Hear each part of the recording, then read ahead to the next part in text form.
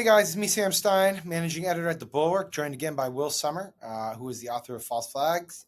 You should read that newsletter. It's awesome. You should subscribe to this YouTube feed. It's awesome. Today, we're going to be talking about another unique character in the Trump orbit. This person actually has been confirmed, has a very serious job. It is Harmeet Dhillon. She oversees the Civil Rights Division at the Department of Justice, where she serves as Assistant Attorney General. Harmeet is a longtime lawyer in conservative circles. I believe, I might be wrong, that she represented Trump on some prior matters. She got a very big job and she got confirmed for it. But I've been tickled to watch that even as she's gotten this job and that she's gotten her feet wet and all that stuff, she's remained a fairly robust, if not obsessive, Twitter user. And mostly from her private account, which I happen to follow. And it's like the most amazing stuff. It's like, here's some recommendations for how to deal with the pollen in Washington, D.C. And like, engaging, her trolls in like very direct manner in which I don't personally do. I don't really know many people who do it, but she's right there in the mentions. So Will, you dove into this and I think you have some data for us. What is the situation with Harmeet? So Harmeet Dhillon, she's the Assistant Attorney General, and this is a job that typically handles, housing discrimination, voting rights, police brutality. But the way Harmeet Dhillon's doing it, it also includes a lot of tweeting. So she was sworn in April 8th. She's tweeted over 200 times, so 11.9 times a day, according to my calculations. That's like my level, and I'm bad. Yeah, I mean, she's jamming them out, and to be clear. A lot of these are not like, hey, stop discriminating or like what the Justice Department is doing. A lot are, what color Tesla should I buy? And and the one you referenced which was, oh my gosh, there's so much pollen in DC, but you might want to get a neti pot, and right. So you pour it up your nose. Yeah. And so these are like, here's what I'm having for lunch today. Yeah. I mean, this is I think it's an interesting experiment we have going on in the Trump administration where we take these right-wing media personalities. Now, right. Harmeet Dhillon is obviously, she is a lawyer, but she's I think most famous for being sort of a Republican legal talking head. She's a Fox fixture, right? Exactly. And sort of taking on these conservative causes legally. And so now she's in charge of this division of, I think, roughly 400 lawyers, although many of them are quitting. And so, like other people we've seen, like Pete Hegseth, Kristi Noem, Dan Bongino, she's also still kind of tending this personal audience of hers, in this case, by tweeting constantly. All right. And let's talk about the what you referenced there, the people who are leaving the department. This was a CNN story from this week. I'm just going to read it because it's shocking. It goes like this. Approximately 70% of the Justice Department's Civil Rights Division is expected to accept a second offer to federal workers that allows them to resign from their positions and be paid through September, according to a source familiar with the situation. The division employs roughly 340 people who had until Monday night to accept the offer. Assistant Attorney General Harmeet Dhillon, who oversees the Civil Rights Division, said over the weekend that more than 100 attorneys had accepted the offer, but the final number is expected to be well over 200. So that will leave the office with about 100, 140 or so. She went on Glenn Beck on his podcast over the weekend to talk about this, and this is what she said.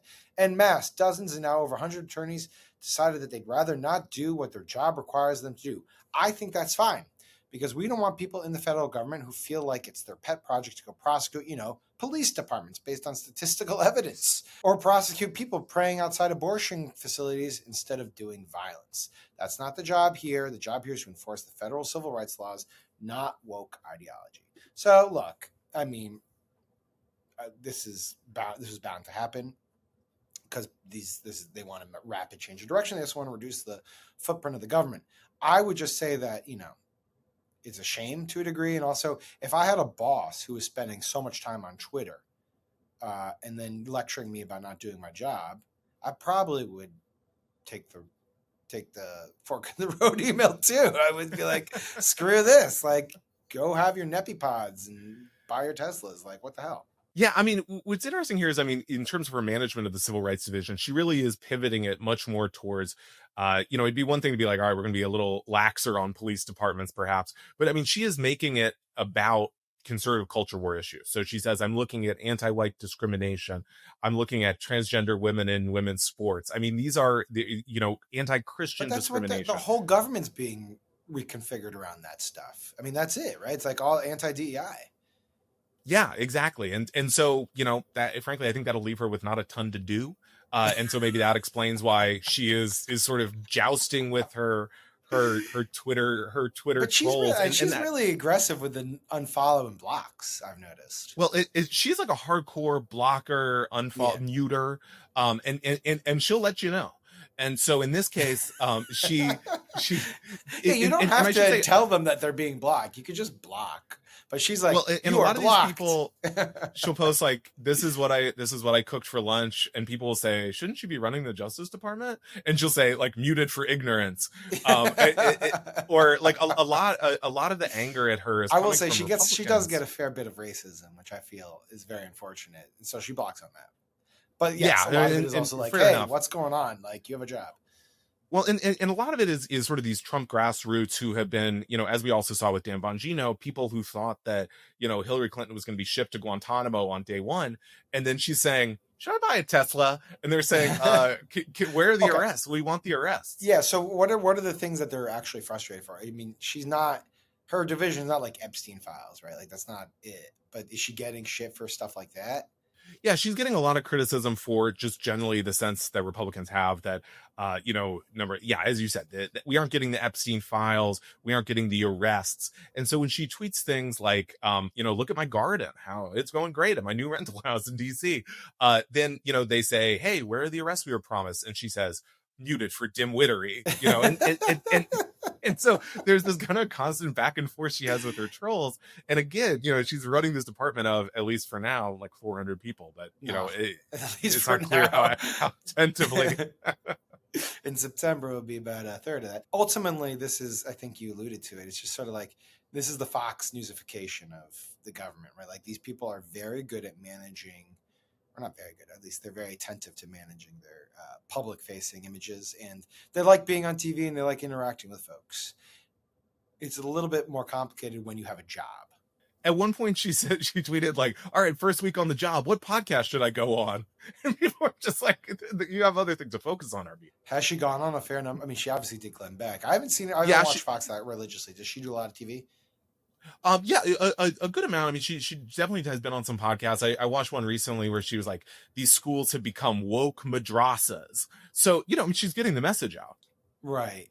But it's funny because I just don't recall ever seeing like any official from the Department of Justice under Joe Biden ever doing TV or a podcast for that matter until it was absolutely necessary. But like, even then it was very rare. So that's just the new world we live in, right? Like, they're all doing media. They're all doing their own media. They're all doing podcasts, and, they learn from the boss, who's Trump.